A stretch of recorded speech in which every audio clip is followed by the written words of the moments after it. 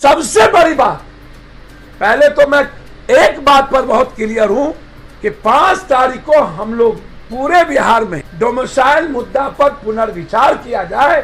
सरकार हम बिहार की बात सुने, इसके लिए हम हर जिले में धरना दें। बिल्कुल बिल्कुल, उसमें कोई बहस नहीं। सर, मैंने कहा यदि हमको मौसी और माँ और वसुधैव कुटुंबकम और बिहार का हृदय बढ़ा रहा है तो हमें 10% चीजों में रास्ता खोल के ही हमको रखना पड़ेगा।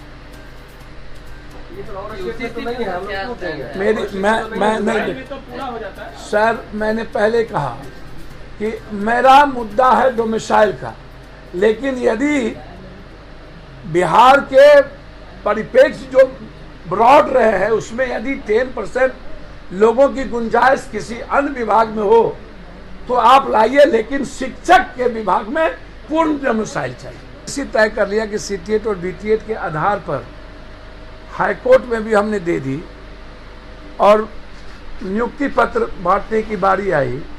ऐसी कौन सी नौबत आई कि जब नियुक्ति पत्र 10 दिन 20 दिन के बाद बांटनी थी? कौन सा ऐसा सरकमस्टांसेस आया और कौन इसके पीछे हैं?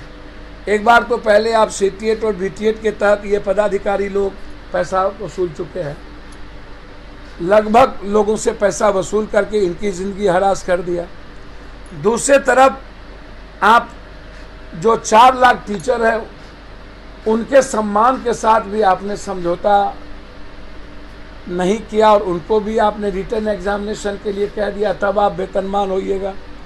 और 20 साल पढ़ाई छूट जाने के बाद आप किसी का एग्ज़ाम लीजिए और क्वेश्चन अपने तरीके से और सेंटर अपने तरीके से करिएगा और रिटर्न बीपीएससी एग्जामिनेशन के तहत लीजिएगा, तो फिर से हमको सेंटर के लिए भी और माफिया के लिए भी पैसा व्यवस्था करना पड़ेगा।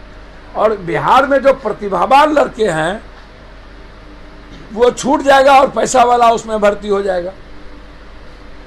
तो क्या बिहार में जो पढ़ने वाले लड़के हैं, गरीब लड़के हैं, मेधावी लड़के हैं, क्या वो टीचर नहीं बने?